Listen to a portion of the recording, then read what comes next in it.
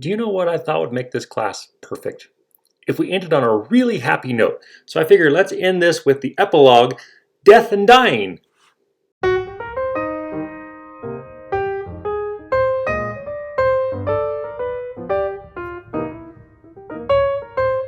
All right. So welcome back. This is the last chapter for Psych 235 within our book. We're looking at the epilogue, death and dying, found on page 565. And yeah, all kidding aside, honestly, this is a really fascinating area. This is an area where we're going to be dealing with psychology as far as looking at the grieving process and all those different things like that. But it also starts to kind of shake hands, if you will, with like philosophy and things like that. So as always, if you want to follow along with the PowerPoint, you can find it in D2L. Again, it's found on the chapter itself is found on page 565 in our book. Listen for the 4 random facts as we go. And yeah, that's pretty much it, right? Do the quiz for this as well as the normal chapter quiz, or covering the reading side of things. So yeah, let's go ahead and get rolling on this. So death and dying. This is we're going to be looking at basically kind of the process that we go through in preparing for death, as well as dealing with the death of a loved one. We're going to be looking at like what are some of the things that people were going to be exploring as far as like what to do with it and how to handle it. And then looking at the mourning and grieving process that will follow up with that. So slide 2, death and dying. There is hope in death, choice in dying, and affirmation in mourning. And that's basically going to be those are the 3 key categories that we're going to be looking at in this chapter. Slide 3. Death and hope. So reactions to death are filtered, right? We have lots of different things that we're going to be filtering our whole process of understanding death through. You're going to have cultural prisms, like cultural expectations. For example, for myself, I am, a lot of me is Scotch-Irish, right? So we have a tendency of doing the kind of the wake, where we get together as a family and friends and everyone that knew the deceased. And we share stories and, cry and laugh and sing, and a little bit of drinking involved a lot of times, but that combination of things is kind of the go-to when we get the choice, right? There are cases where family members or things like that have passed away and like their spouses have chosen not to follow that route, but that's kind of our preferred family method. So yeah. That would be one way, right? Now, if I was from India, like I had friends from India, they would do cremation, and there's a whole ceremony around that. If you watch, there's a video in here called Kelly Swayze, Life That Doesn't End With Death. Check that one out. That offers a whole different way of approaching death and the burial process and everything. It's a really interesting one. She's an anthropologist who got married to a man from a distinct culture that looks at death very differently than most of the world. So it's worth a look. So yeah, cultural prisms, historical changes, right? Different ways of viewing the person and the individual connected to, and this could be, this is going to be affected by multiple things throughout time, right? What's happening during the death, when death occurs, all that kind of stuff. Regional variations. Example, northern countries oftentimes have longer rituals before the body is buried. Not always, but oftentimes. And there's a little bit more of a leaning towards cremation in the north, like traditionally.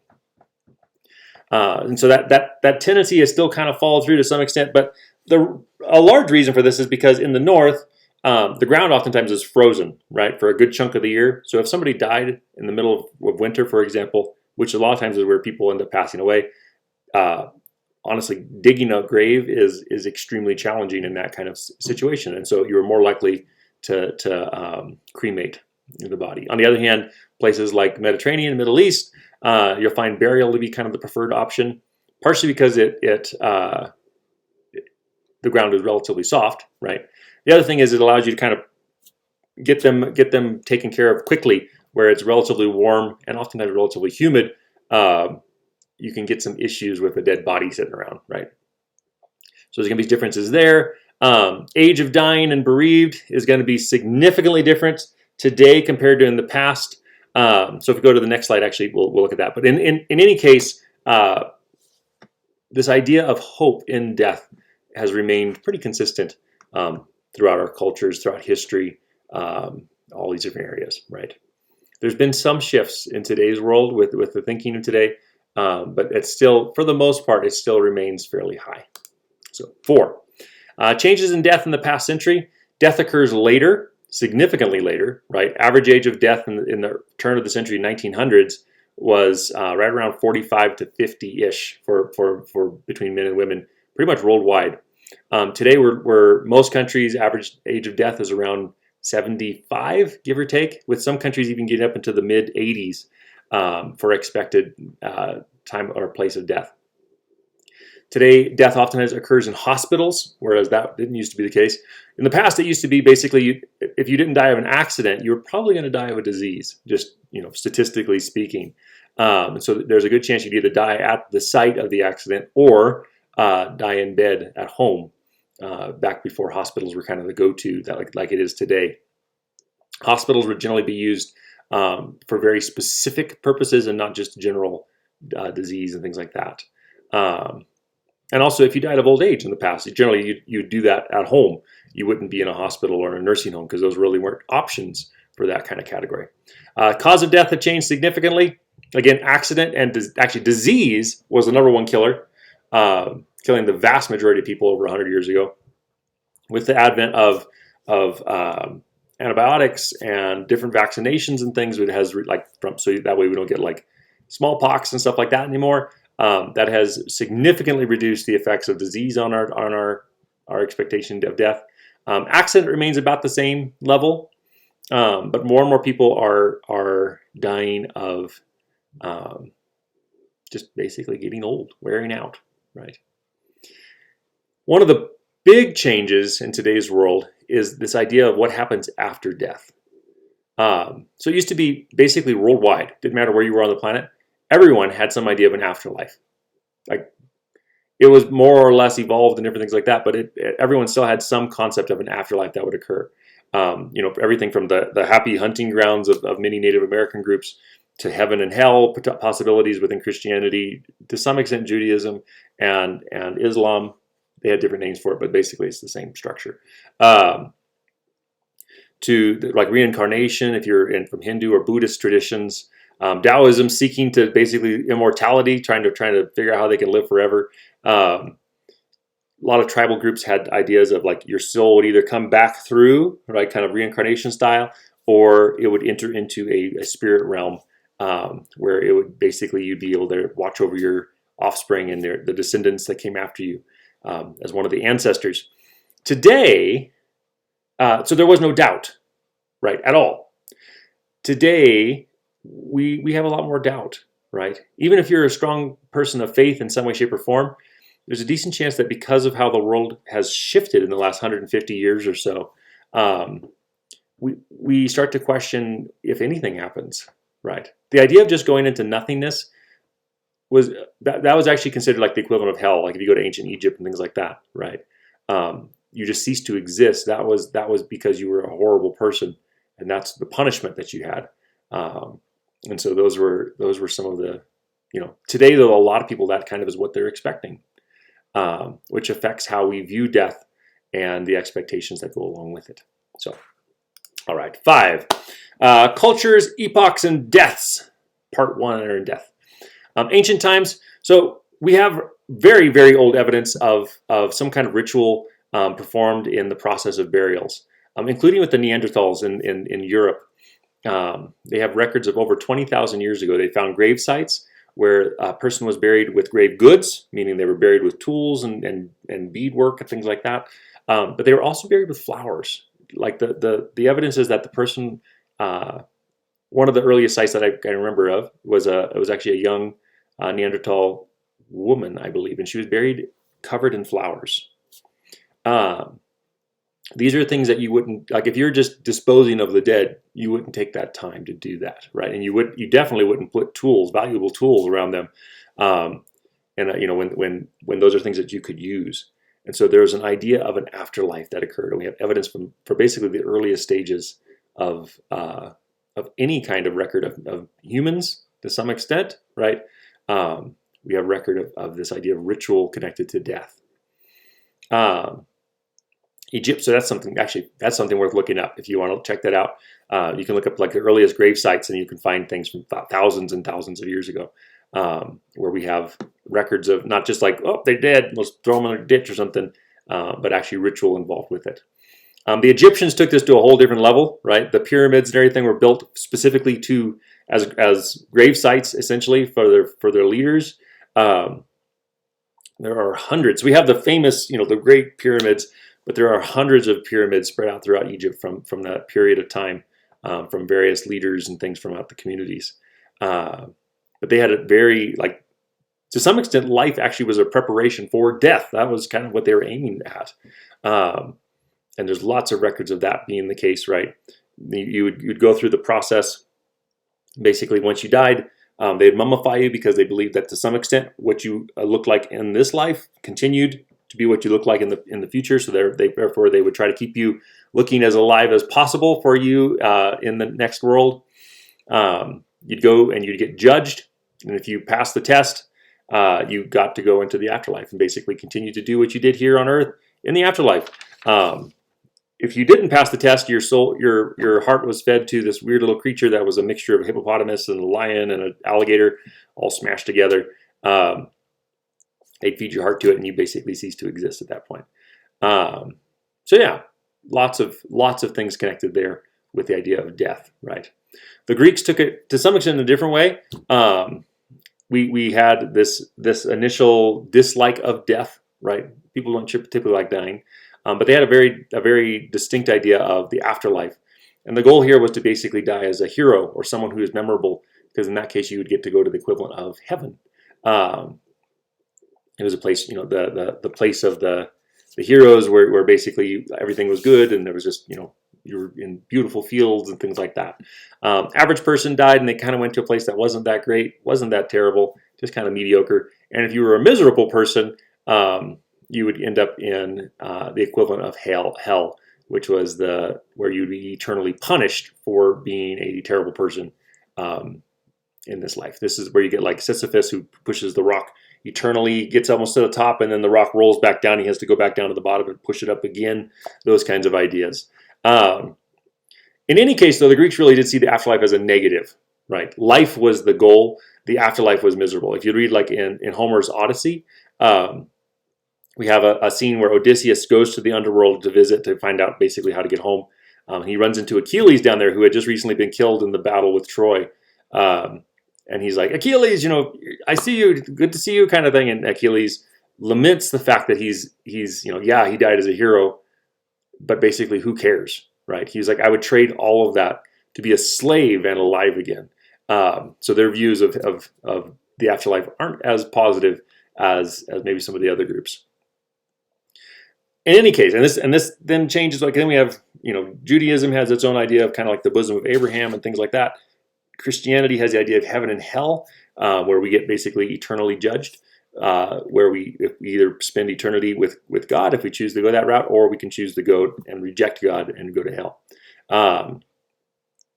But yeah, so and that basically was what kind of was the ruling religious idea of the afterlife in Europe for almost 2,000 years. So yeah, and again, India has their whole thing where like your soul shifts. Basically, once you make it through the animal realms, you get to the level of human. You stay human, right? But if you're a good human, when you die, you work your way up the ranks, and you're going to come back as a human again, but you'll be a little higher ranking, right? They have the whole caste system. If you're a terrible human, and in between each death, you either go to the equivalent of like a small heaven or a small hell. You get punished if you were bad at the level that you were. So the goal is to basically work your way up until eventually you break the wheel and you cease to be in this kind of constant cycle. Okay. Buddhism has a similar-ish view. And again, different tribes have lots of different views of this, but there's some things that remain consistent no matter what you see. Life actions affect destiny after death, right? if you're a good person, you get rewarded. If you're a bad person, you get punished in some way, shape, or form, whether that be eternally or temporarily for a short time before it starts over again. But there's this sense of justice that occurs to some extent, right? Another thing is afterlife was assumed until just recently, literally. About 150 years ago is when you start to see people about 200 years ago, you begin to see people doubting the idea of the afterlife, right? So it really wasn't until like the late 1700s that even like philosophers in different groups are pushing the idea of no afterlife, no God, right? In the past, there were people who were accused of being atheists, but the word atheist was actually used not for somebody who didn't believe in God, but somebody who didn't believe in our gods, right? So if you're Roman, you got Roman gods. Somebody outside of the belief of Roman gods would be considered an atheist, even because they had their own gods. They were different gods. Literally 1700s is the first time you really have people like writing about the idea that they might not be a god. They don't believe in God. Thus, the afterlife might not exist.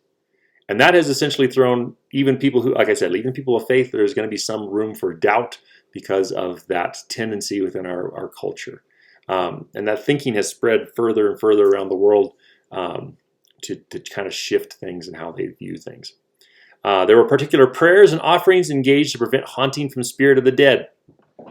One of my favorite examples is actually there's a Muslim writer the Muslims were back in the Middle Ages were pretty big travelers, right? They were tradespeople and stuff like that. They would merchants, but they started sending out emissaries to different parts of the world to check into things. There was one guy who went into what is now northern Turkey-ish, Hungary area, kind of Eastern Europe, right on the border with Asia. And there were a group of people they were horse people. They were amazing horse warriors. They could from the age basically they could learn to ride before they could walk and all these different things. He had all kinds of stories about them. But one of the rituals that he observed was when one of the elders would die, the family was supposed to slaughter a large number of horses and give a lot of grave goods, and they'd bury them all with that person who'd passed away. But sometimes the families didn't want to do that because the horses were worth a lot, and they didn't really want to sacrifice their horses, for this person who just died. And what he saw was that when that would happen, one of the other elders from the community, one of the leaders, would come to the family and say, "I had a dream last night, and in my dream, Joe Schmo, whatever his name is, the guy who just passed away, came to me, and he said, I'm falling behind my fathers, that I can't keep up. They're on horses. I am on foot, and I'm going to perish if I can't keep up. Tell my family, please, to help me." Then generally the family would then, and basically the idea here is that if you don't, I'm going to come haunt you, kind of a thing. So the family would usually pretty quickly kill the horses and then do the whole burial ritual. That same elder would oftentimes come back then afterwards and say, "I had another dream," and he came to me and he said, "Thank my family for me. I'm on horseback. I am gaining on my fathers, and I will, thank them for eternity and many blessings upon them," kind of a thing. So it was a way of basically maintaining this specific way of, getting the rituals done. And you're going to find that to be the case, right? We want to help the soul move into hopefully the good side of life or the afterlife, if there's a difference between the two. And we do that through various rituals and prayers and all those kinds of things. And again, that used to be pretty universal. Today, a little bit less, right? I've known people who, like someone who they deeply love passes away, and they cremate them, and they just kind of scatter the ashes, and there's no ritual involved at all. They just, that was it, and that's it, and there they go. So there's lots of differences today compared to in the past. Okay, slide 6. Cultures, Epochs, and Death, Part 2. Contemporary religions. So each faith displays diversity in death practices, right? Lots of different possibilities and exactly the details of things. Hinduism, again, they typically do cremation with the idea of the eternal wheel, so you're just kind of putting back. Islam, burial is basically the way in Islam, and there's a series of prayers and things that go, and it's pretty fast. Because they're from the Middle East, pretty hot. You got to get that body in the ground pretty quick, otherwise you're going to get some nasty things happening. Buddhism is pretty diverse. One of the things is the monks would do is they'd go around with a spade and they'd actually bury the dead. That was part of their ritualistic practices. But different groups of Buddhists are going to do different things. For example, in like Nepal and Tibet, traditionally, they would do a thing called the sky burial. If you want to see something kind of disturbing, you can YouTube that. I don't necessarily recommend it. But a sky burial is basically the person has passed away, and a monk or a priest would take that body, or the undertaker basically would take that body. They would take it to a valley. They dismember the body, and they feed it to the vultures and eagles. It's a sky burial. The idea is that basically you're not wasted. The entire body is utilized to basically continue the life-giving nutrients and things to those birds and those eagles. And so in some way your soul continues on with those birds. And then it comes back. Basically it gives you good karma, which so when you come back, you'll be that much closer to enlightenment. Yeah, you can YouTube it. I don't know, anyway. Native Americans, lots of different things, right? There's over 500 different groups of Native Americans. So the rituals are pretty diverse in that area. But there are some similarities. You're going to have some consistent things. The idea of like the Great Spirit is going to be a consistent thing. Some groups would bury. Some groups would do another kind of version of a sky burial where the body would be placed on a high platform, and then the birds and things would come and consume it.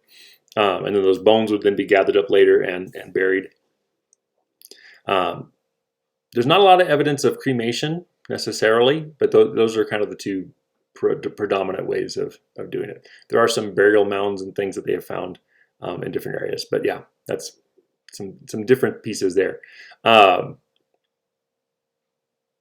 Now there are some groups that also did like ritualistic cannibalism, where basically they would eat certain parts of the body of the dead person to basically kind of continue that, gather their strength or their courage or see through their eyes and things like that.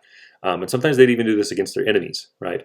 Body mutilation was believed to affect the soul or the spirit in the afterlife. So it was common, like if I had an enemy and I killed him, I would mutilate his genitals so that way he couldn't reproduce and have offspring that would hunt me in the afterlife. I would oftentimes consume the eyes so that I could see through the eyes of my enemy.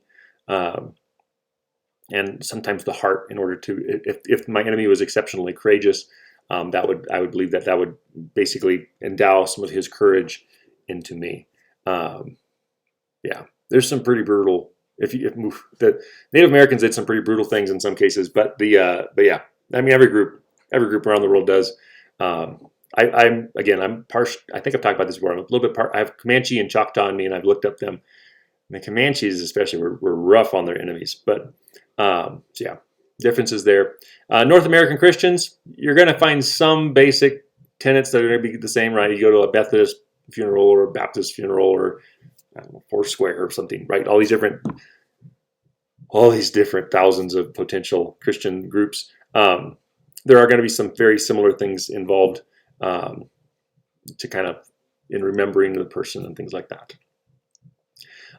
Catholics and Orthodox are going to see a little bit different, which are very distinct groups of Christianity. Some of the oldest forms of Christianity are Catholic and Orthodox, or Roman Catholic and or Greek Orthodox, Russian Orthodox, Eastern rites of the Church. They're going to look similar to each other, but they're going to look a little bit different than the Protestant groups of Christians. So interesting stuff. Okay. This is actually an image. Sorry, I saw it. There's an image on here. You can also find the same picture on page 567. It's a picture of the Dia de los Muertos, a woman basically celebrating with the traditional skull headdress. This was a practice that was kind of a blending to some extent of the traditional Day of the Dead and the Christianity when the Catholics came over. November 1st is All Saints Day. November 2nd was All Souls Day. And November 2nd today is the Day of the Dead also in Mexico and many of the southern, Central American and South American countries, Latin America. But it's a time to basically remember the dead. And it fit to some extent with the traditional views of remembering the dead that happened at roughly the same time period in those areas. So it worked out it was a pretty good mash together, essentially. But yeah, All Souls Day has an old tradition in where you pray for the souls of the dead, your family members and things who may have not entered into heaven yet. They may be in purgatory. And so that was a traditional day to offer additional fasting and things like that for those souls. Okay. Interesting. Real quick. This is not one of the official random facts, but this is a random fact. Halloween was actually originally the day that you remembered the souls of the damned. It was kind of a day to look at yourself and be like, am I going to be going to heaven or am I going to be going to hell? The oldest records we have of Halloween being practiced are basically there would be guys that would dress up in like demon costumes and they would run into a town and scare people, trying to remind them of the potential that they could end up in hell if they don't live good lives. Followed the next day, which happened the day before, All Saints Day. That celebration was an unofficial celebration that many Europeans had picked up. But it's the idea of kind of remembering the souls of the damned. All Saints Day were the souls that are already in heaven. That happened November 1st. November 2nd were the souls that were on their way to heaven, but not there yet. So they needed additional prayers and fasting and things like that. So interesting little random side fact. So again, that's not an official fact, but it is one of the random ones. All right. 7, autopsy and cremation. So acceptance of cremation, autopsy, and organ donation depends as much on local norms as on religious authority. There's a lot of controversy in different areas over these things. Some cultures are like, it's part of what they've always done, so no big deal.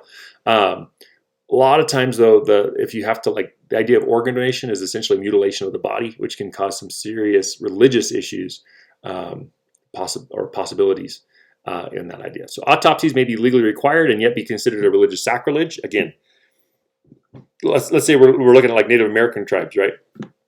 Where mutilation affects the soul in the afterlife. And autopsies generally are going to be some form of mutilation, right? You're cutting open the body, you're taking the organs out, and yeah, you might put them back in, but you're still causing damage to the body, which should be considered sacred. It was a vessel that contained the essence of that person. So that can be a rough one. And there's a lot of different religions around the world where that is consistently considered sacrilege. So sacrilege being like the worst sin that you can commit. And so that's a hard one to kind of connect when the culture today requires it, essentially, like if the means of death are unknown or things like that. This conflict between religion and politics and organ donation is evident in many nations around the world. Again, might be a good thing, but it also could be seen as mutilation of the body. Makes for a challenge. All right, slide 8, understanding death throughout the lifespan. Childhood. Perception of death. Perceptions are going to vary, right? Just like our cognitive ability varies, like we've seen throughout this whole class period, right? Our how we can comprehend and deal with death is going to change with time. So children have a different perspective of death typically than adults do. Depending on the age of the child, it's also going to affect them drastically. And how much experience they have with death is going to have a deep impact on how they understand it. Older children use more concrete operational cognition, right? They want to understand what happened and how it happened and what happens to that person after they die. And they're generally trying to make a real understanding of the world, right? That's the whole goal of that period. So kids are like 7, 8, 9 years old. They're figuring out this whole practice of what's going to be occurring after we die. They're looking for specific facts and become less anxious about death and dying typically. So yeah. Part of this too, I'm trying to think of. Part of this too, I'm going to go ahead and kind of roll with this. I don't think I have another slide following this part, so I'm going to go ahead and touch it here. Kids are a little bit more impulsive, right? With that, they handle grief differently than adults do. So adults feel grief deeply, and then typically it stays pretty strong consistently, and then it starts to fade with time. Kids might be like, one day they're fine, and the next day they're like destroyed, and then the next day they're fine again, and then they're destroyed, and you're like, what's happening, right? That's not that uncommon. And it can be basically just kind of, children are very much creatures of the moment, right? So when the moment hits them that that person is no longer in their life, it hits them deeply. And so they might show more sadness and more grief than adults will ever express. But at the same time, they bounce back quicker from it oftentimes, right? Because again, they're in that moment. One thing to keep in mind is that they don't get over death, right? No one actually gets over the death of someone else if it's a loved one. So if it's a friend, family member, whatever, if it's someone who they truly love, you don't just get over it, right? That's important to remember. The death of a parent, especially if you're a child, you don't just get over it. But at the same time, they don't dwell on it. They have less of a tendency of ruminating on it and just kind of bringing it back over and over again like adults oftentimes do. And so with that, they recalibrate to a new normal more easily. Okay. When you try to explain what happened, especially if it's a small kid like a 4 or 5 year old, trying to explain what happened to grandma or grandpa if they passed away or something like that, they can take it very literally. So make sure you are careful with how you phrase things, right? Like the idea like grandma is sleeping, or I heard one of my friends, this is terrible, but one of my friends when he was a kid, they told him that his grandfather passed away and he was like 5, maybe 6. And they told him that his grandfather had taken the elevator up to the sky, the great elevator up to the sky. And for a couple of years, my friend was terrified of elevators because he was always afraid that he would get in the elevator that was the great elevator that would take you up to the sky, and you never came back. So keep that in mind when you're trying to come up with it. It might seem like comforting or like this is an easy way for them to understand it. A lot of times the truth is actually easier to understand than those vague things like grandma's sleeping. And you're like, well, why isn't she just waking up? Well, she's going to sleep forever. And you're like, then you might be afraid to go to sleep because like, what if I go to sleep and don't wake up, right? Like those kinds of things can become quite literal in their thinking. So yeah, again, that's going to differ from if you have experience with that. Like if they've been around, a lot of times you'll find rural kids and kids from a lot of cultures where like hunting is going to be a common factor, or farming where you're killing animals and stuff yourself. The understanding of death is a little bit easier for them to grasp because they've been around it. They understand that it's part of the life cycle and things like that.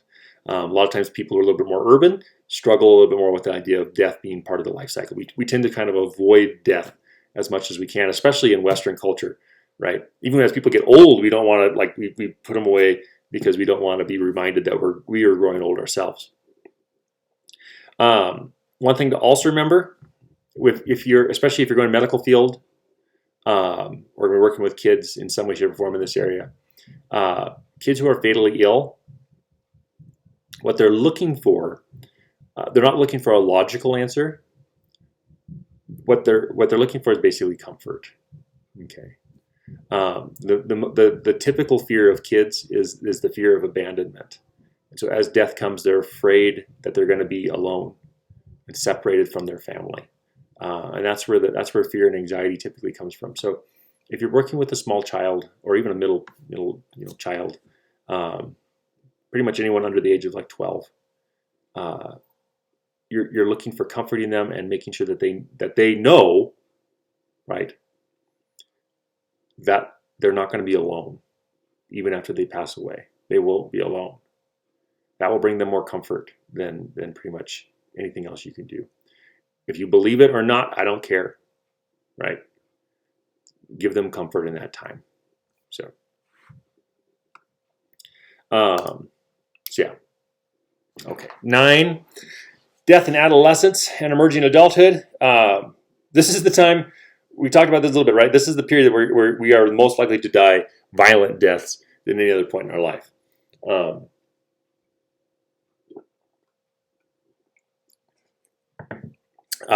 Teenagers have little fear of death, typically, which is part of the reason why we do all the stupid things we do in high school and the like. Adolescents often predict that they will die young or at an early age, and their development tendency towards risk-taking can be deadly, right? I assume that I'm going to die young anyway, so I might as well go out in a blaze of glory kind of a thing. And so we might do things like driving way too fast and things like that risk our lives, instead of making those smarter choices that would keep us safe. But yeah, I know as an adolescent, I distinctly remember saying that I thought I'd be lucky if I made it to 30. if looking back, if I would have realized I'd be making it significantly further than 30, I probably wouldn't have made quite the stupid choices I made that busted my body up as much, right? Feeling it now, and I remember doing things, and my dad and other guys would be like, "You're going to feel that when you're older," and I was like, "I don't care, I'll die young anyway." No, didn't help, didn't matter. I was going to do it anyway. So, romanticizing death makes young people vulnerable to cluster suicides, foolish dares, fatal gang fights, and drunk driving. Right? We're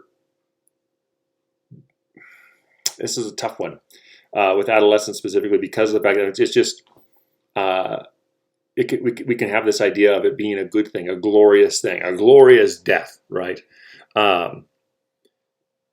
If it seems romantic to us in some way, shape, or form, or like look at all the emotion that's being shared because of this and things like that, it can make us do things that weren't worth it, right?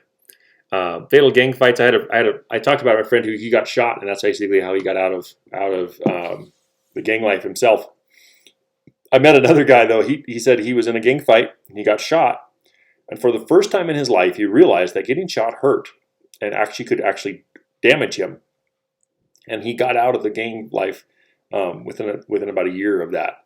He said he couldn't go back into it. He realized that this was potentially he could end in this, and that was enough to kind of change his mind. Luckily, he didn't get killed in that gunfight. He very easily could have, but yeah. So those are some different factors there. Okay. 10, typhoid versus driving into a tree. 100 years ago, 85% of deaths for 15 to 24-year-olds were disease-related, right? You get sick, you get an infection, and you're out. There's no antibiotics to save you. 12% were caused by accidents.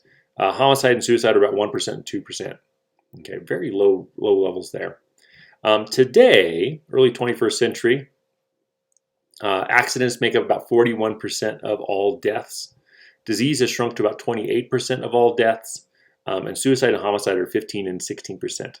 So there has been a significant change, right? And we went from well over 3 out of 4 people dying, basically 4 out of 5 people, a little over 4 out of 5 people dying from disease, to 1 out of 4 dying from disease. Okay, big change, big shifts. This is also part of the reason why we typically live significantly longer today than we did in the past, right? The disease just doesn't have as much effect on us because of all the medicines and things that we have.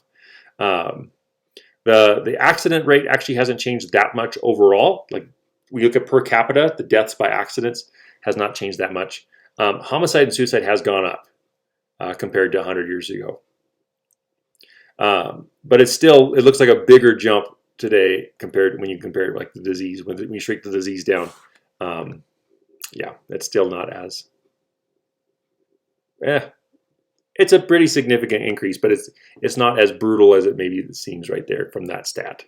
Okay, you can see that same image again on page 570. We have this little graph talking about the causes of death for 15 to 24-year-olds. Okay, first random fact before we go into the next section. In Zimbabwe, it is illegal for citizens to make offensive gestures at a passing car. So if you're in Zimbabwe, no giving anybody the bird. Okay. Here we go. Back to the ideas here. Slide 11, death in adulthood. So with age, responsibility for work and family, death is avoided or at least postponed. This is partially due to the fact that our brain matures and we start to get smart and realize that we could actually die. We're not invincible. We're not like Wolverine that is basically invincible.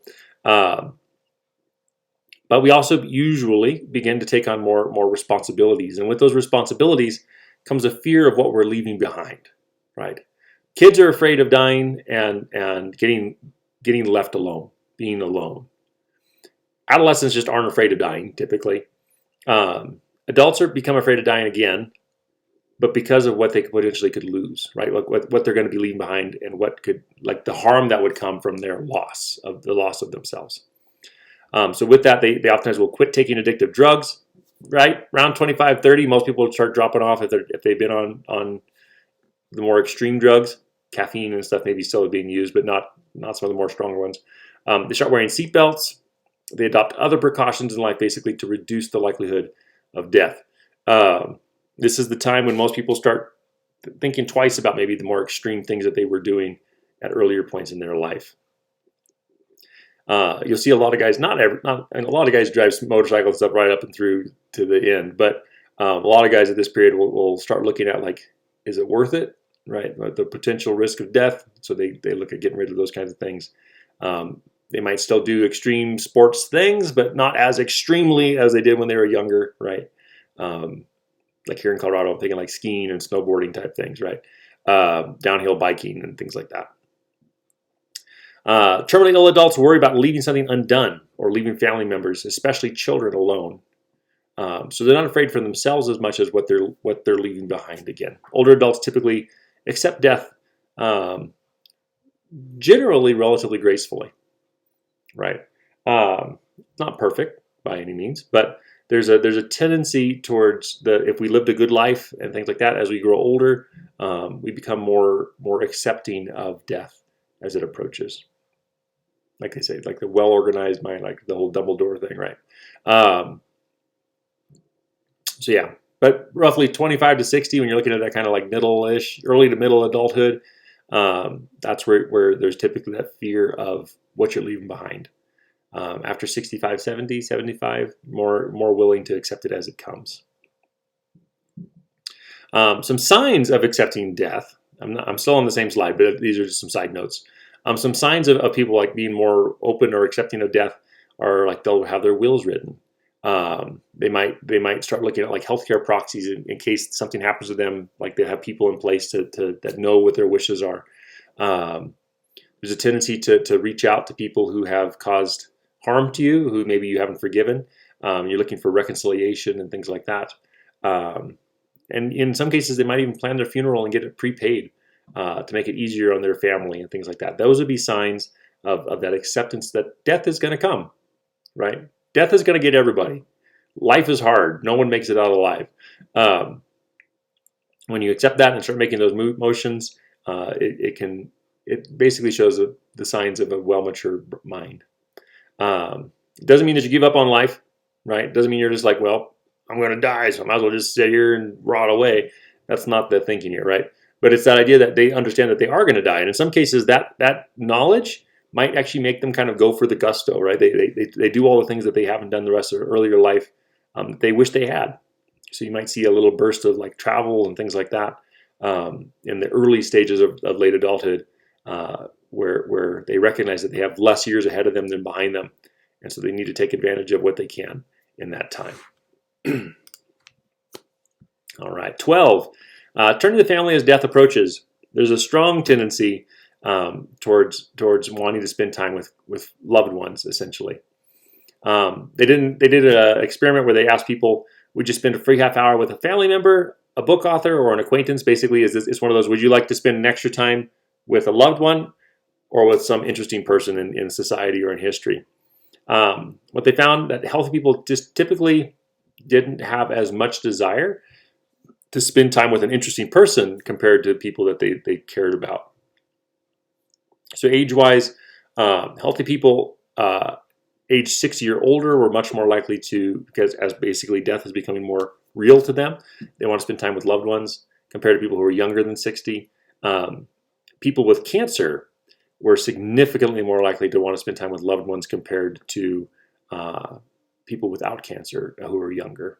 So again, as death becomes more real to you, our priorities change and who we spend time with and things like that. All right, 13, near-death experience. This is a weird one. So near-death experiences are scientific. We know that they are there, right? There's been enough people who have experienced them that it's a fact. This is something that can happen. It's an episode in which a person comes close to dying but survives. Reports having left his or her body, having moved toward a bright white light while feeling peacefulness and joy. Where it gets weird, so the bright light and things like that, these are explainable by science to some extent. Leaving the body, not so much, right? That's a tough one, especially when there's been a lot of experiences where people have had near-death experiences and they have knowledge that they shouldn't have knowledge of, right? They know what was happening like in a different part of the, like if they're in a hospital, they know what's happening in a different part of the hospital, completely separate from where they ever were. They have knowledge of things that were occurring like outside of the area that they're dying, all kinds of different stuff. And that we don't have as much scientific evidence for at all. It does oftentimes include different religious elements. There's not a consistent thing here though. One really interesting one I heard, there was actually a Muslim who he was shot and almost died. Basically, they declared him dead, and he somehow came back and survived. While he was dead, he was Muslim. He had a near-death experience where Jesus came to him and he converted to Christianity as soon as he woke up. Basically, he had a total changeover. That one you don't hear very often, that kind of a thing happening. But the idea of like meeting, oftentimes there's going to be connections where they meet with loved ones who passed away. They meet with God or things like that. But there's going to be a lot of times that does occur. Survivors may adopt a more spiritual, less materialistic view of life. Oftentimes that is the case. Where things don't matter, you're going to find that there's like a shift. You might be like, there's lots of stories of guys who were like multimillionaire businessmen, and they were just totally focused on business. And when they almost die, afterwards they end up giving things away, and they start working and volunteering with poor and things like that. Some near-death experiences prove that there is a heaven. Scientists are more skeptical. Basically, honestly, this is an area where it appears that science doesn't work, right? Science isn't the answer for every answer. We can't find it. We can't study everything with it. Basically, what science is amazing is when you're dealing with physical stuff. Where science fails is when you get out of the physical observable things. And these are things that basically there isn't really a way to measure it per se. So yeah, this is the most difficult one to really pin down, because the tools that we typically use to pin things down don't work here. So is it real? Yes. As far as people experiencing it. Is what actually happens to that person real? I can't say for sure. Right? I can say that the experience was real. Don't know what their experiences was real or not for sure. The tools that we use to say that don't work. I would argue that it probably is, right?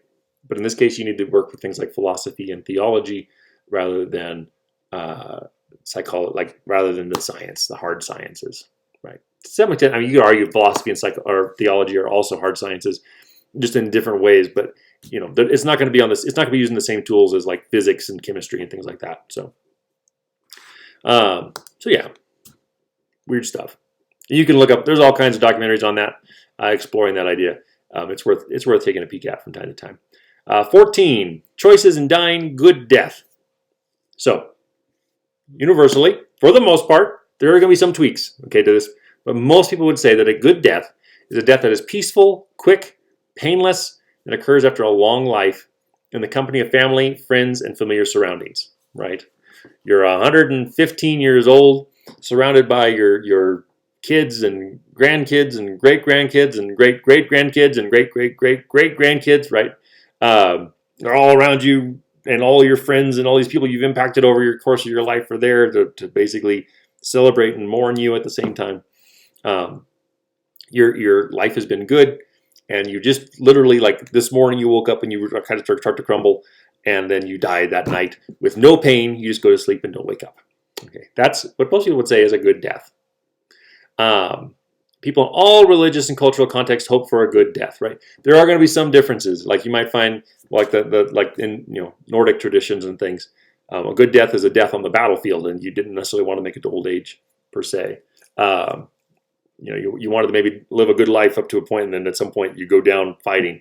So there are some changes from some cultures, but typically this is going to be kind of the norm. Today, this is definitely going to be the norm for 95% of people or better. A bad death will lack these 6 characteristics and is dreaded particularly by the elderly. Generally, people, you look at the flip-flop of this, right? You have an unpeaceful death that's slow, extremely painful, occurs at a relatively short part of your life. You're not quite expecting it. You're by yourself. and you're in an area where you're not familiar with, right? You're uncomfortable and you're maybe afraid or things like that. That would be considered a bad death by most people. So, 15, a good death, part 1. So when modern medicine makes a good death, for most people, death occurs at the end of a long life, right? That aspect of it is true. We on average, live into our 70s or even 80s. Illness is often treated effectively, so thus it reduces our pain. Death at a young age is often quick if it does happen at a young age. And even at an old age, it oftentimes isn't drug out for an extended period, right? There's a relatively quick failing at the end. But modern medicine can also make things bad. So sometimes people may submit to surgery and drugs that prolong pain and confusion, right? Especially when a cure is not possible. So you're dying, you're actively dying. Like, hey, we can do this thing and it'll keep you alive for a little longer. People choose to do it, but it just makes it worse, right? You have a longer life, but the quality of that life in that longer period is significantly less than it would have been otherwise. Hospital restriction, like example on this one, my grandmother on my father's side, she passed away of cancer. She found out she had cancer, and they told her like we can get you going and we can keep you alive. She was 94 years old. At that point, she's like, something's gonna get me here like soon, right? Like it's not gonna extend my life that much. So she was like, nope, I'm just gonna go with it. And within a week, she passed away. So that was. But she passed away very peacefully. Honestly, she had no pain, which was amazing. She just faded real fast. So that is a relatively good one. My grandfather, on that same side, I like their genes. My grandfather on that side had the best day of his life, literally. He was 80, almost 85 years old. He went out. He walked 18 holes of golf with his best friend that was still alive with him. That night he came home. My grandma had just randomly made him his favorite meal. He finished it off with his favorite dessert, which was a big old chunk of fudge. Kissed his wife goodnight, said, "I love you" for one of the few times in his life, went to sleep, and didn't wake up. His heart just stopped in the middle of the night. My grandma heard him kind of make a noise in the middle of the night, and that was it. That was his last breath. So yeah, that seems like a pretty good way to go if you're going to go, right? Long-term, long life, relatively long life, and quick, painless. So hospital restrictions may make dying in peace more difficult today. Like, right, if you die in a hospital, it's a slower process. Not necessarily a slower process, but it's a less comfortable process for most people. So that can be very difficult. Okay, 16, a good death, part 2. Honest conversations. So most dying people want to spend time with loved ones and to talk honestly with medical and religious professionals, right? Don't lie. It's unethical and it's wrong to ever lie to a dying person, generally, right? Specifically, if it's an adult who's asking for the truth. Am I dying? Don't say, oh no, you've got years ahead of you, when they're legitimately dying, right?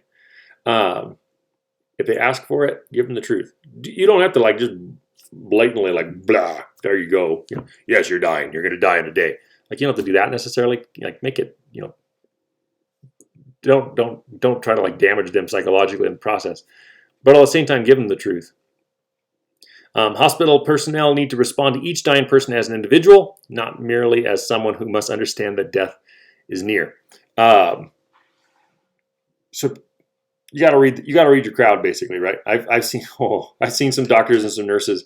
I've seen some that are amazing, absolutely incredible, right? Like how they handle things, how they share information and things, just beautiful. And I've seen some that are just awful, like flat out. You're like, oh my gosh! Like after when they say it, right? This is something worth practicing, basically. If you're going to work in the medical field where there's a chance that you're going to be telling people that someone's dying or telling them that they are dying, that's something you might want to look at practicing to where you can kind of ease the blow as much as possible while at the same time giving them the truth, dealing with them honestly. Okay. Before we go into the next section, random fact number 2. Another term for nieces or nephews is nibblings. I think we should start using that more often. We got a bunch of nibblings around here.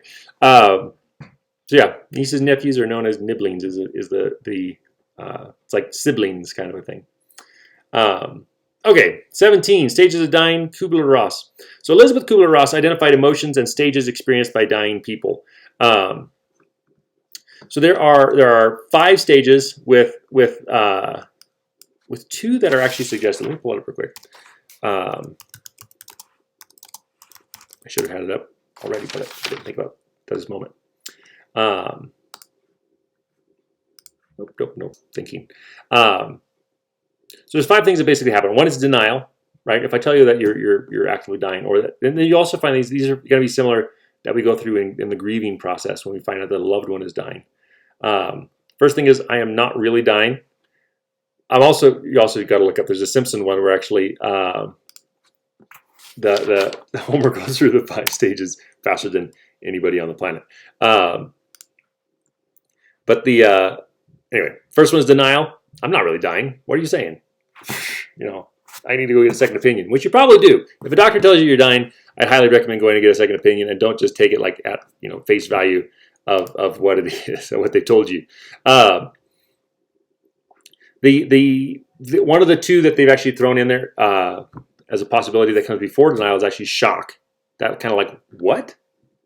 But it moves very quickly from what to no, right?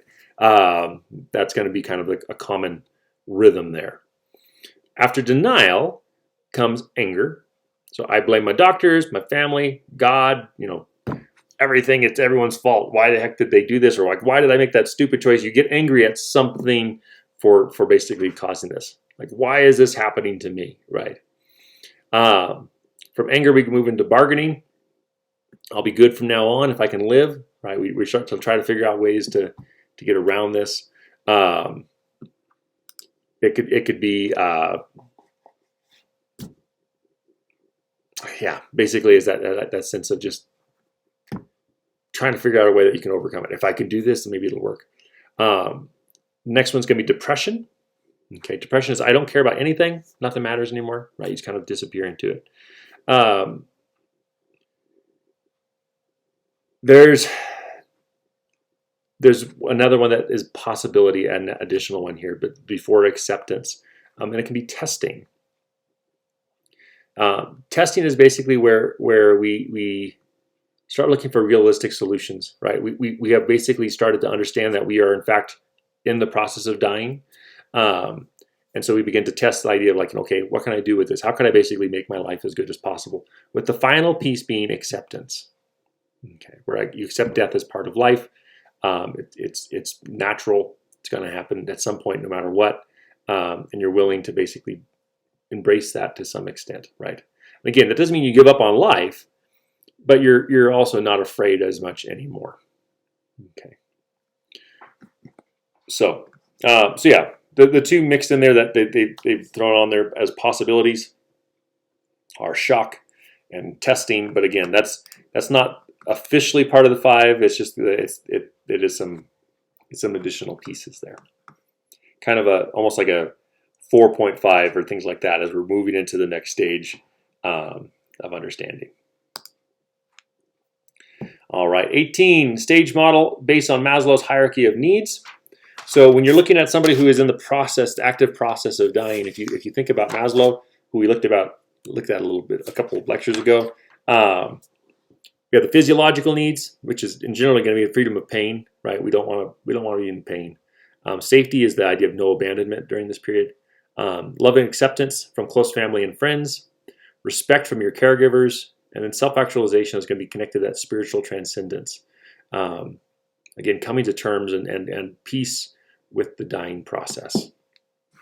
Okay. Slide 19, better ways to die. So again, most people don't want to die in a hospital, right? Unfortunately, that is where the majority of people die today. But there are different strategies and different methods and tools that can be used to help in this process. So one is going to be hospice. Hospice involves institutions or programs in which terminally ill patients receive palliative care. Essentially, when you get into hospice, it's because you know that you are dying and you've accepted the fact that you are dying, and you're no longer necessarily trying to prolong your life. You're just trying to have as good a quality of life as possible in the time that is still allowed to you. So hospice caregivers provide skilled treatment to relieve pain and discomfort. That's where they're trained. Measures to delay death are avoided. Right? You are dying. You are actively dying. That's when hospice comes in. And so they're not trying to like stretch your life out as much as possible. You've accepted the fact. And the focus is to make dying easier, make it more peaceful, right? Give you the higher quality of death, essentially.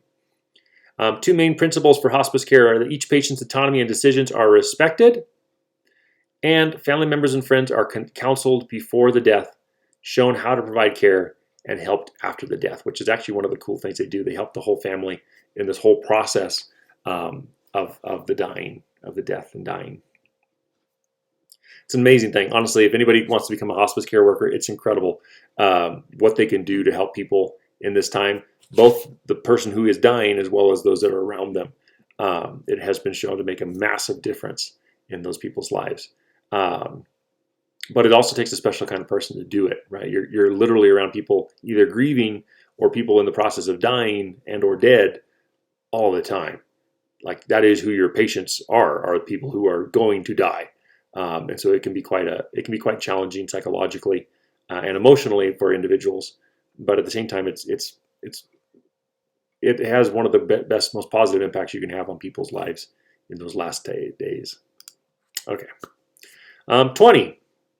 Barriers to entering hospice care. Hospice patients must be terminally ill. You got to be dying. Like if you're not actually dying, hospice isn't going to be there for you. Patients and caregivers must accept death. If you're still fighting to stay alive, hospice isn't generally going to be there. It's once you've been like, okay, this is it, right? I've only got a week or two left, or a month maybe. And you're like, okay, it's time. Hospice care can be very costly. Some insurances are going to cover it, some are not. And so it can be a very large out of pocket if insurance doesn't help with it. Availability varies depending on where you live.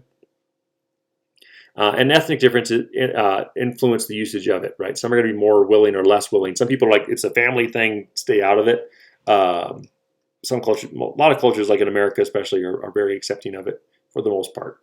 Although, again, it's not universal necessarily. Okay, 21. Not with family. Almost everyone prefers to die at home, yet most people die in an institution surrounded by medical personnel and high-tech equipment, not by the soft voices and gentle touch of loved ones. If you look on page 576, you'll see the image that we're looking on in this slide.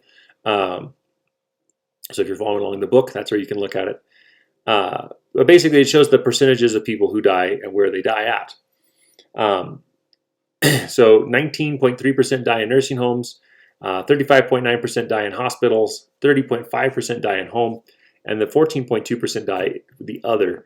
The other is basically like where you really don't want to do it. That's typically people who have died in accidents or things where it's not a pretty sight kind of a thing.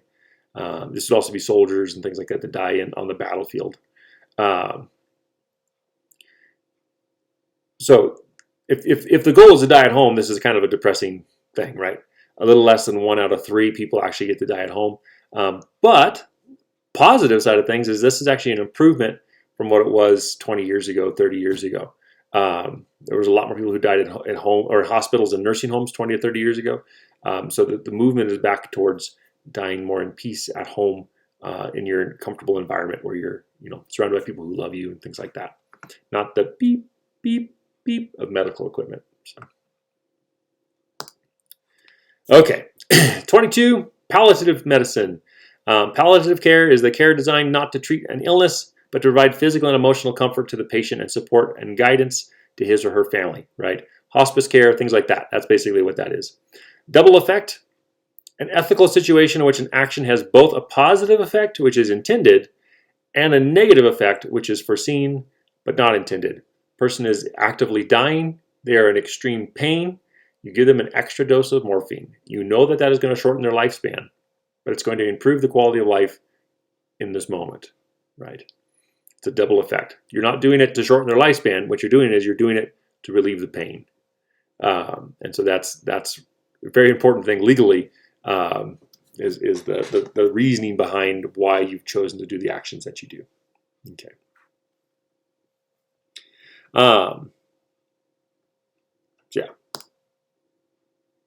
23, choices in dying, ethical issues, deciding when death occurs. So this isn't deciding like when an individual is going to be like, I'm going to die when I'm 95 years old or something like that, right? This is a person has died, potentially. When do you actually call it? Okay, what are the signs of life and what are the signs of death? So death does not necessarily occur when vital organs stop, right? Your heart can stop, but you can still technically be alive. That's why we do CPR, right? If your heart stopped and you're just dead, then there'd be no reason to do that. So is it the heartbeat? Is it breathing? Because if I hold my breath, am I dead for 30 seconds, right? There's lots of different possibilities of kind of understanding how and when death occurs to an individual. Harvard physicians, so evidence of death controversy. Harvard physicians, late 1970s, they said cessations of the brain waves is the key, right? But so if your brain is no longer, if you're brain dead, then you are dead, basically, by this standard. Current criteria involves several tests of brain functioning to basically make sure that you are in fact dead. And this is essentially to avoid, some of the like horrific ideas like being buried alive and things like that. Like we need a way to like, once this happens, there's no coming back. Okay. So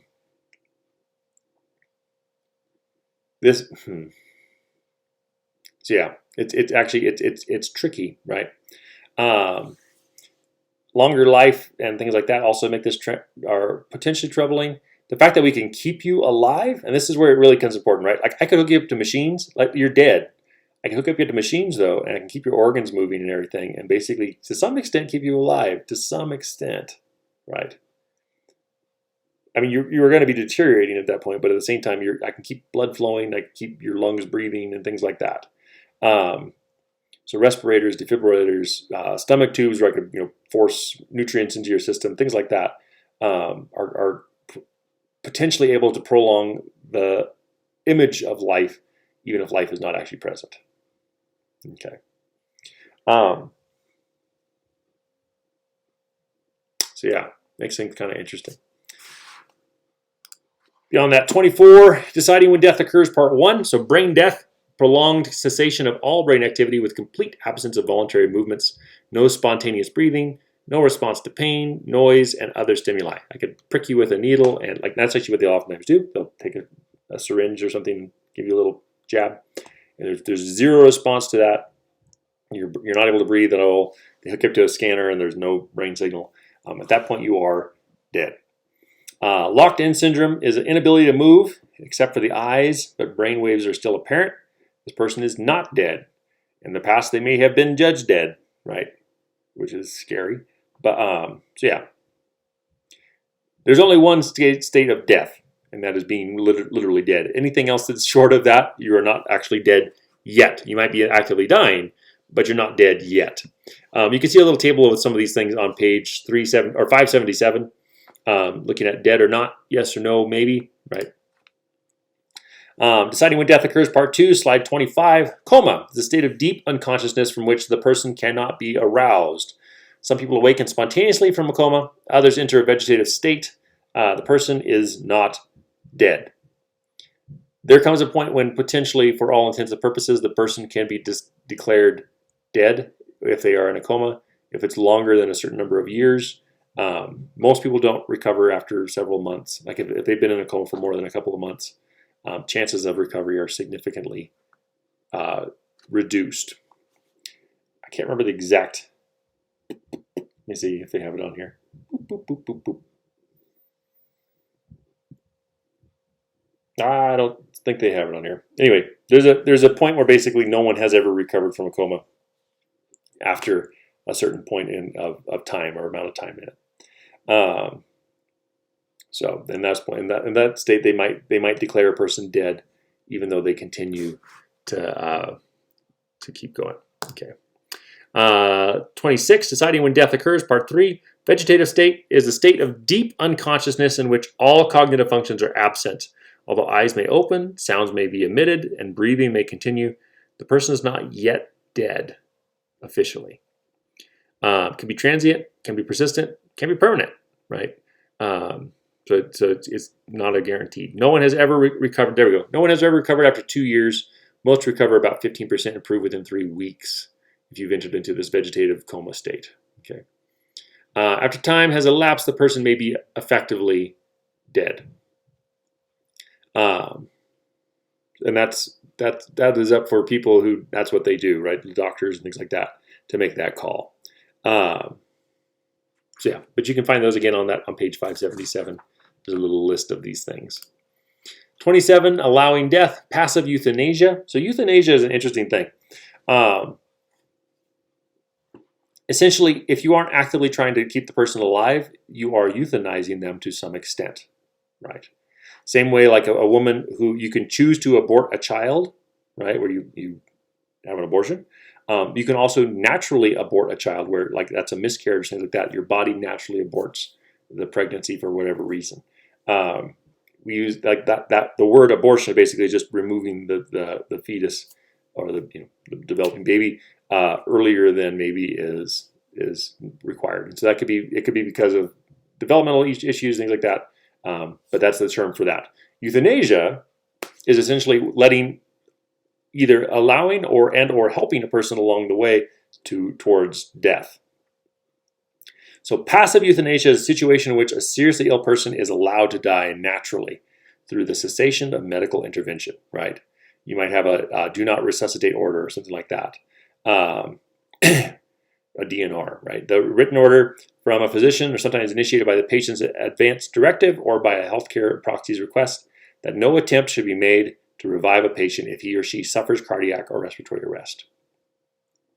This would be a form of passive euthanasia. You let your body take its course without any kind of intervention. Okay. And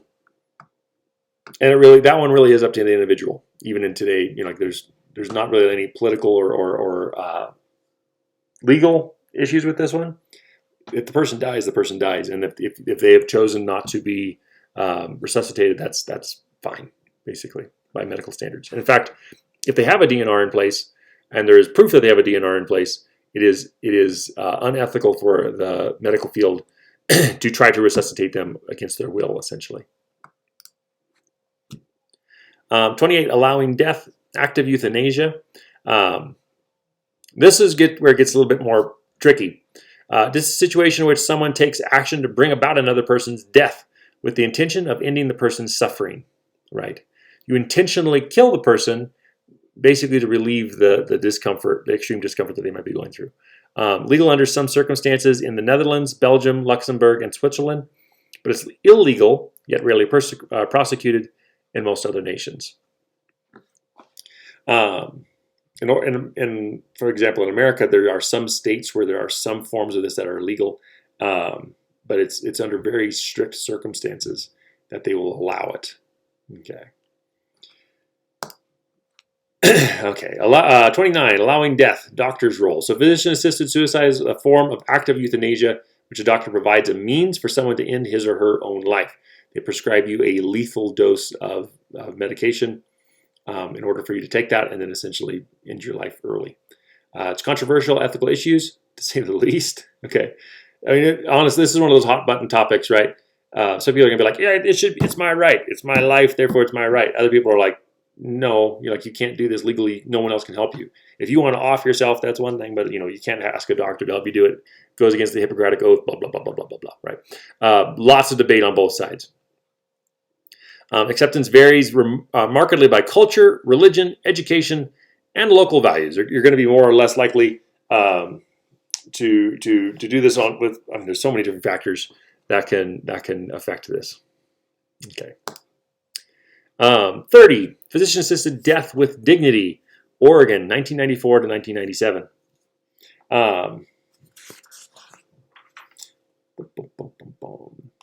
This one you can actually get some of the information from in page 580. And page 582, the case study. So the opposing perspectives and the a case to study are two really good ones to kind of look at to drive this home. So yeah, 580 and 582, I'd highly recommend reading those little extra bits there. But dying person must, in Oregon, be an Oregon resident by over age 17. So no minors are allowed to do this. And you can't just like, I'm going to move to Oregon for a week and then have this happen. You have to request legal drugs twice orally and once in writing.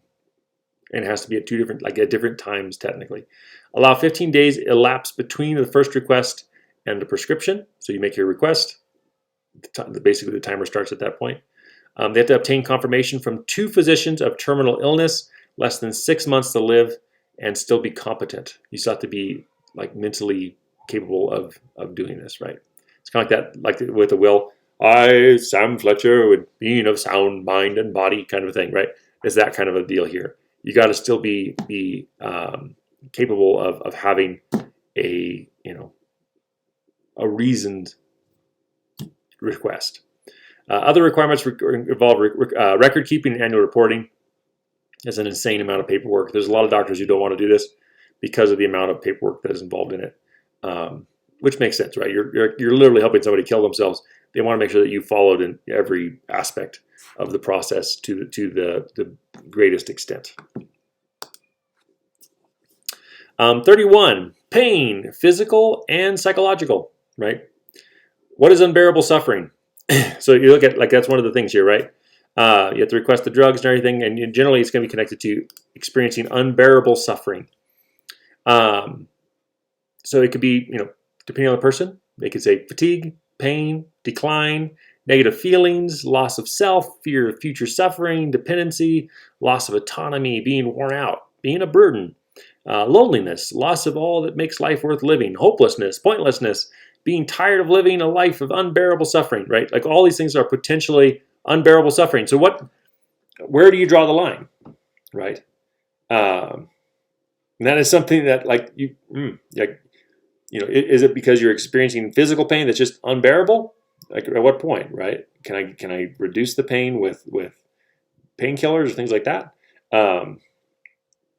Is it where maybe so I heard of a story. Here's one. It's kind of an extreme one, but heard of a story who a guy he got cancer and he was no longer able to smoke and he no longer taste the tobacco. He proceeded to kill himself because he basically viewed his life as unbearable from that moment, and he was surviving. He was actually making it. I talked to his widow after this. He was recovering from it, but because he couldn't get enjoyment from smoking anymore, he decided to kill himself in his life. Was that right? That's a question for something else. But anyway, the idea here is if you're going to make this official, where you're allowed to help somebody in their life, what is the suffering that is allowable? Is depression or anxiety enough for somebody to be able to kill themselves legally? Is it physical pain? Is it like PTSD? There's so many possibilities here that can lead to one feeling like life is not worth living at this moment. What point should that be allowed? So the right to die, slippery slope. This is actually a logical fallacy where you have a given action that will start a chain of events that will culminate in an undesirable outcome. It's a logical fallacy that sometimes actually plays out in reality. So you can't really use this as the argument against something necessarily, right? If we allow people to get, to end their lives early with this situation, that'll just lead to us allowing it to this, allowing it to end this kind of thing, right? So related death, hastening death with terminally ill people request may cause society to slide into killing sick people who are not ready to die, especially the older and the poor. So that's the slippery slope. It's not necessarily going to follow, right? It's still something to consider because it is something that could happen, but it's not necessarily going to follow. So it's logically not a great argument. Reality, possibly, right? So yeah, some things to consider. That's when you'll hear a lot of times in arguing against it is a slippery slope fallacy. But at the same time, it is something to consider. Like at what point do you say, no, we can't go any further than this? because maybe the next group will say, oh, yeah, we can, kind of a thing. And we do see that in society with a lot of different things. So even though it's a fallacy, it does play out in reality a lot of times. 33, advanced directives.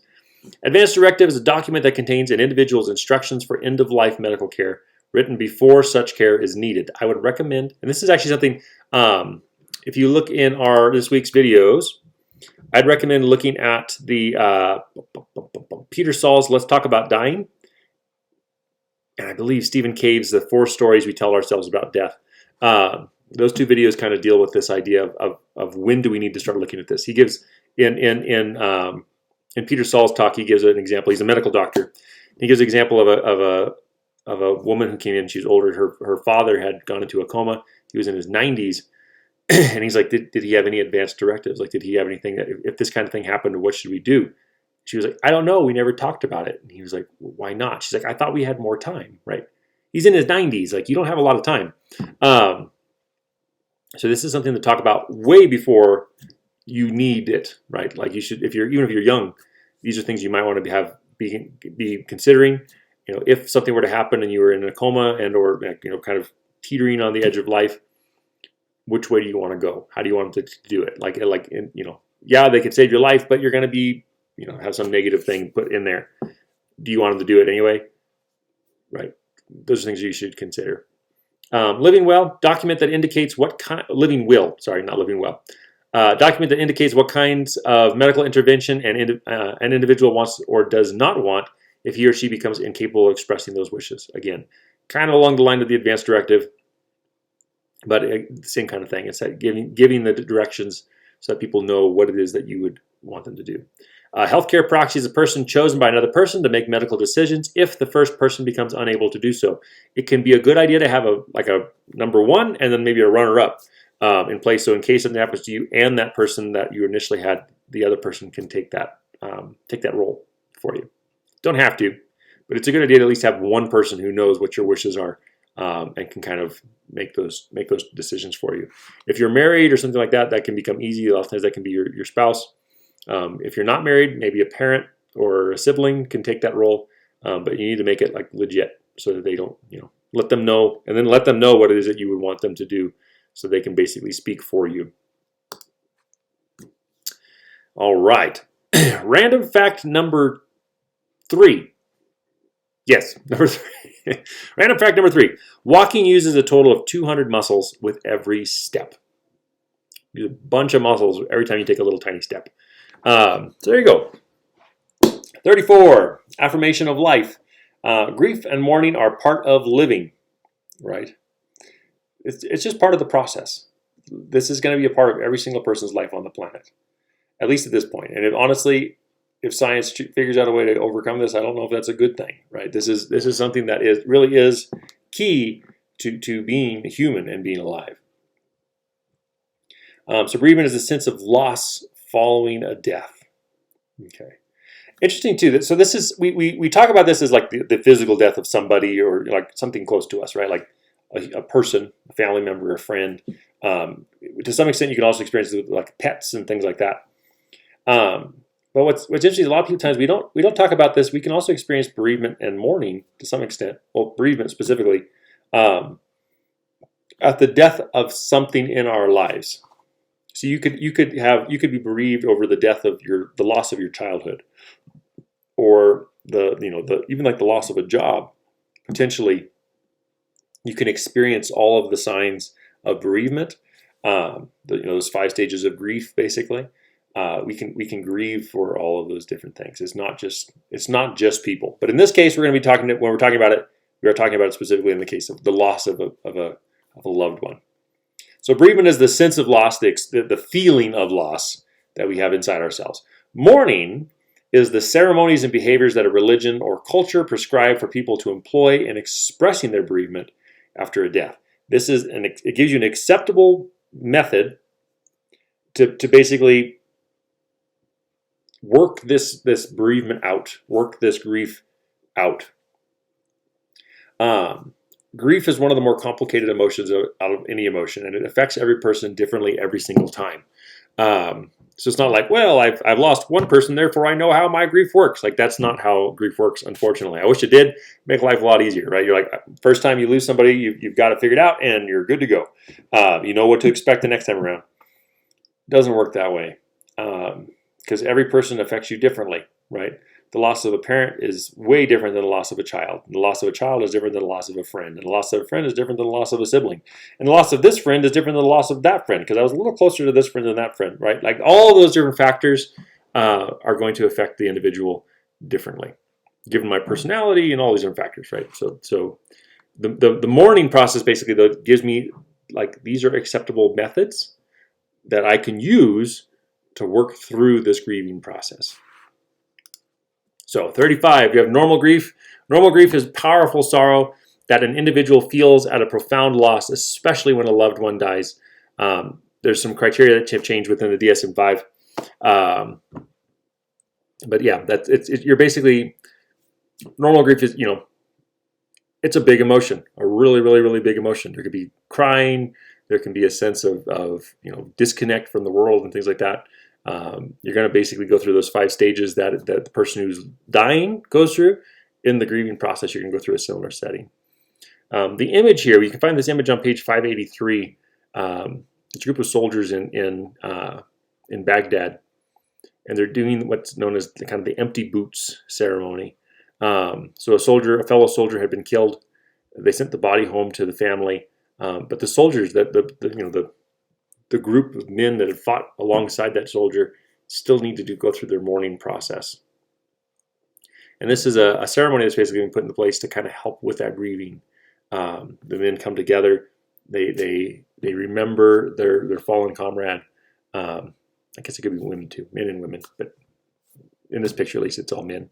You go through the grieving process basically together, gives you that sense of camaraderie, and to some extent it gives you an opportunity to have that closure, where kind of process and reminisce about the person and move more smoothly through the mourning process. 36, complicated grief. When grief doesn't go well, it can get ugly. You have absent grief, situation in which overly private people cut themselves off from the community and customs that allow and expect grief, and it can lead to social isolation. Basically, you're just like, I've seen some older guys do this, right? Their wife dies or something, and they kind of close in on themselves, and they don't want to talk to anybody. All of a sudden, they just hate everyone. That's a very unhealthy form of grieving, and it can lead to some serious issues. A lot of times, you'll find that there's some negative mental shifting, basically, that can occur with this. And it doesn't allow them to actually move through the grieving process. So the grief, it's kind of like if you have a cut and you sit there and you just keep picking at it and you never let it heal. That's kind of what absent grief. That's actually what a lot of these are going to end up causing to some extent. It doesn't allow the wound to heal from the loss of the person. Disenfranchised grief is a situation in which certain people, although they are bereaved, are prevented from mourning publicly by cultural customs or social restrictions. Trying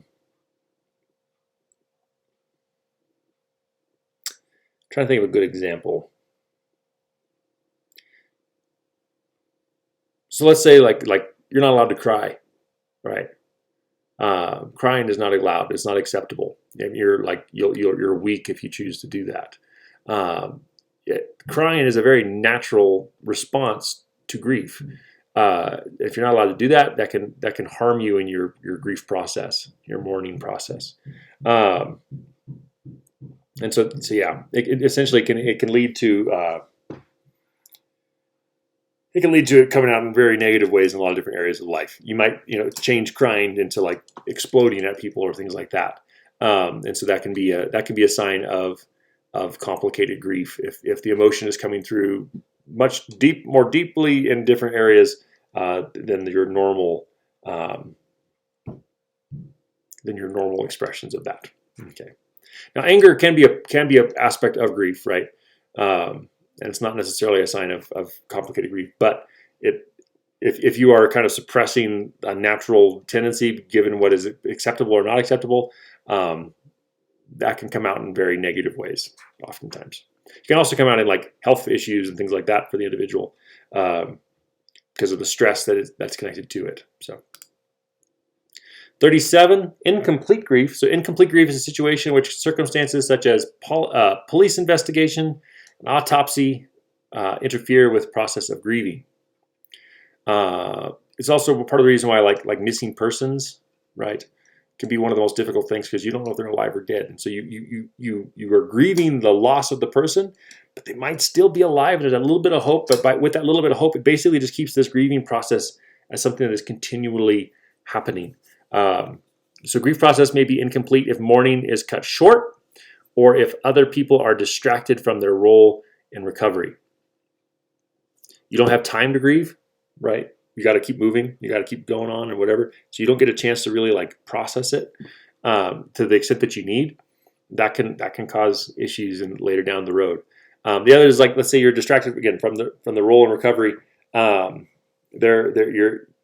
person has passed away, and you're the one that everything has fallen upon, right? So you got to figure out what to do with how to get the whole ceremony or whatever put together for the funeral. You gotta, are you gonna do a funeral and all those kind of things? You gotta figure out the money side of things. You gotta maybe families coming in to remember the person, so you gotta take care of making sure everyone gets what they need, getting food together and all that stuff. All of those things basically get in the way of that grief process. If that continues to happen, that can happen for a short time, right? But if that continues to happen and continues to happen and continues to happen, essentially the person never gets to grieve themselves, and then it starts. Grief has a way of, if you bottle it up, it starts coming out in weird ways. And so that's something worth kind of keeping in mind, right? Like grieve, allow grief to happen. Is it fun? No, but it's worth letting it happen. All right, last random fact before we go to the next slide. We have a few more slides, but I'm going to go ahead and give it here. In general, people tend to read 10% slower from a screen than from paper. So there you go. There's the last fact. In general, if you want to read faster, have it on paper. Okay. Now, hopefully you all stick with me for the last little bit here, but anyway. Mourning. So mourning is ceremonies, again, and behaviors that a religion or culture prescribes for people to employ in expressing their bereavement after a death. Mourning customs are designed to move grief from loss toward reaffirmation. So essentially, there's a process of moving through it. In the past, we had things like, widows would wear black for a certain amount of time, and then after a certain point, you could lose the black and move into something different. Those were all parts of, like, it gave you a timeline. This is kind of what's expected during this time. Here's what you do. Here's what works. Okay. It's been found to be very helpful for people who are in the grieving process to have these prescribed sets, because a lot of times grief, it's so different every single time that we don't know how to deal with it very well oftentimes. And so if you have kind of pre-prescribed steps, it can make that process much easier. 39, placing blame and seeking meaning. So part 1, placing blame, the common impulse after death for the survivors, e.g. the medical measures not taken, laws not enforced, unhealthy habits not changed, all those kind of things. We get angry at a lot of things, right? Bereaved sometimes blame the dead person, sometimes themselves, sometimes distant others, a lot of times distant others because it's easier. But it's kind of that feeling of loss can translate very easily into anger and frustration. Nations may blame one another for public tragedies, which can lead to wars. Blame is not necessarily rational, right? If someone's grieving, and they're going through the process, and they're like, they just would have done this and blah, blah, blah, then they'd still be alive and it's all their fault. And you're like, that doesn't make sense. It probably won't, right? It's not necessarily going to make sense. And for a lot of people, trying to be rational with them this is not the time to do that yet, right? Maybe down the road, but not yet, early on in this. Slide 40, placing blame and seeking meaning, part 2. Seeking meaning. So often starts with preserving memories, displaying photographs, telling anecdotes. The wake, right? The Irish wake or Scottish wake is going to be a common thing here. You get together, you got the stories, you're crying, you're laughing, all that kind of stuff. Support groups offer help with friends when friends are unlikely to understand. So like example, they have groups for parents of murdered children and things like that. Honestly, I have no idea of how to even deal with that, right? I have not experienced it myself. I could only imagine how awful that would be. And I really don't even want to imagine how awful that would be. So oftentimes the people that can help you the most are people who have experienced similar loss. It's kind of like a lot of drug addicts, they want people who have gone through the process themselves and gotten off of it to help them out. Grieving is kind of the same thing. You want, if it's a weird one or a really hard one, connecting with other people who've gone through similar experiences can ease the path, because they can kind of help you find the path to begin with. Organizations devoted to causes such as fighting cancer and banning handguns often find supporters among people who have lost a loved one to that particular circumstance, right? Close family members may start a charity in memory of that individual that might be connected to research or things like that, connected to the thing that caused the loss. Okay, 41, diversity of reactions. Reactions to death are varied. Other people need to be especially responsive to whatever needs a grieving person may have. That is important, right? If the person is in the grieving process, you got to kind of roll with them. If you're grieving yourself, but not as deeply as they are, you got to roll with them a little bit, right? Like take it as it comes. Grief is less likely to destroy survivors when markers or rituals are observed. So again, if you have preset, like here's what you do at this point, here's what you do at this point, here's what to expect here. If you got those markers there, and even if it could be things like, for the first 3 months you wear black, and then after that there was one ritual where the men would shave their heads, and when their hair got to a certain length, the grieving process was over.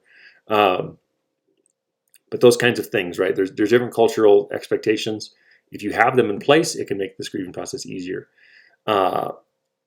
One of the harder things today is a lot of cultures today, and a lot of people are disconnected from their culture and or religion, or they've never really been brought up in one. And so with that, there's no preset markers of what to do. We just kind of avoid it, right? America, there's a lot of people who's like, you just avoid it. And then when it actually happens, you're like, I don't know what to do. When it can make it much more difficult. Most bereaved people recover within a year. Honestly, most people are going to start feeling better about 3 to 6 months after the death, right? If it's somebody like one of your children or a spouse, it might take a little longer. But most people, you're on the positive climb basically by about a year out. A feeling of having an ongoing bond with the deceased is no longer thought to be pathological. So in the past, they used to be considered kind of like you shouldn't do that. Today, it's still pretty. I mean, basically, they now understand it's not that big a deal, right? You feel connected to the loss of that person. You still feel connected to that person even though they've been dead for however long. That's fine. There isn't necessarily anything negative about that. And in many cases, that can actually be part of the healing process, is still feeling that connection to that person. 42, resilience after death. So personality has a major effect on grief and mourning. Only about 10 to 15% exhibit extreme or complicated mourning or grief.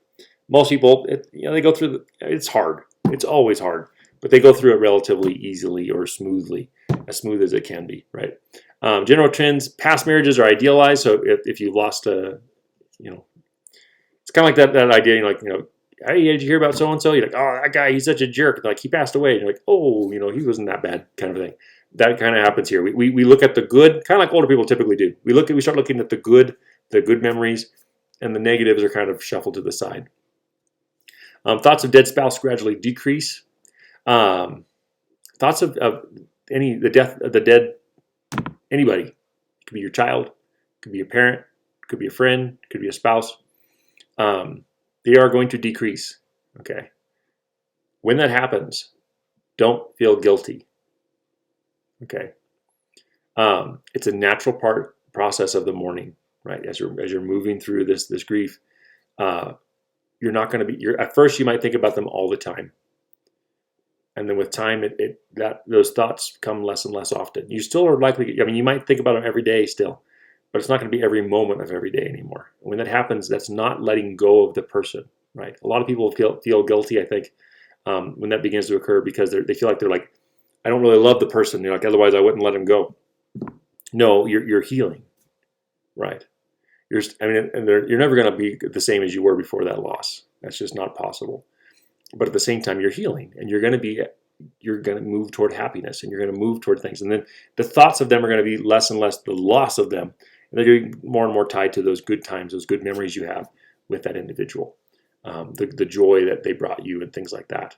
And so the thoughts will become more and more joyful rather than sorrowful during this time. And it can take time, right, for that to happen. 43, resilience after a death. 4 types of responses from longitudinal research. Resilience, 66% of people demonstrate resilience. And just because you showed resilience one time doesn't mean you're going to be resilient every time.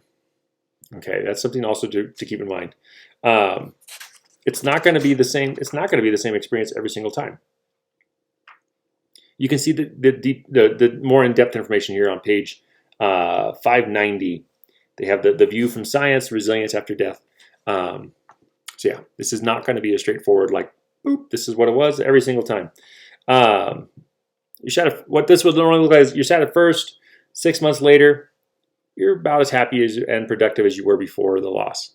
Depressed, about 15% experience depression. So it's before as well as years after the death that you experience basically depression with each assessment. So yeah. What they have found, though, is that oftentimes the pre-loss assessment suggests that these people were chronically depressed before and not stuck in grief, the majority of them. So if you struggle with depression and then you enter into grief mode, it can intensify the experience of depression. But you already had that tendency toward depression, right? And so in this case, it's not necessarily that you're stuck in grief. It's just that you're struggling with depression as you know to begin with. 10% are less depressed than they were before. There's all kinds of reasons here, right? Maybe it could be because the person was awful. It could also be because you have been observing them deteriorating and going through so much pain and things like that. So the loss of the person actually feels like a relief because they're no longer suffering, and so it's actually kind of an act of love to some extent. 9% are going to experience slow to recover or functioning poorly at 18 months. By 4 years after the death, however, they functioned almost as well as they had before, typically. Okay, so again, it's worth looking at that view from science, looking at resilience on page 590. 44, death when it leads to hope, dying when it is accepted, and grief when it fosters affirmation, all add meaning to birth, growth, development, and love. Death is a part of life, right? If you farm or if you hunt, I mean that's you really enter into that cycle a little bit more deeply, but everything that's alive, death is going to be part of that process, of that living process, right? So with that, we'll call it a day. So don't forget to do the quizzes, like always. Check out the videos again for this week. There really is some really excellent information in there. I hope that you learned something from this class, that you found it informative, and you maybe have grown a little bit as a person overall. Hope you enjoyed it, at least somewhat, right? Maybe you're like, psychology is not my thing, but that's okay. Like hopefully you still got something out of it that you can take away, and understanding yourself or understanding those that are around you and their process of growing through our lifespan. So yeah, if I don't see you again, have a wonderful day, wonderful year, wonderful life. Good luck with everything in your classes. I hope you thrive. I really do. Hope that you meet your dreams. I hope that you achieve what truly makes you happy, right? When it's all said and done, even if you don't get your dreams met, if what you're doing makes you happy, it's worth it. I hope that you find happiness and joy, peace in your life. So yeah, beyond that, I might catch you on some other things. Otherwise, good luck. We'll see you at some other point in life, perhaps.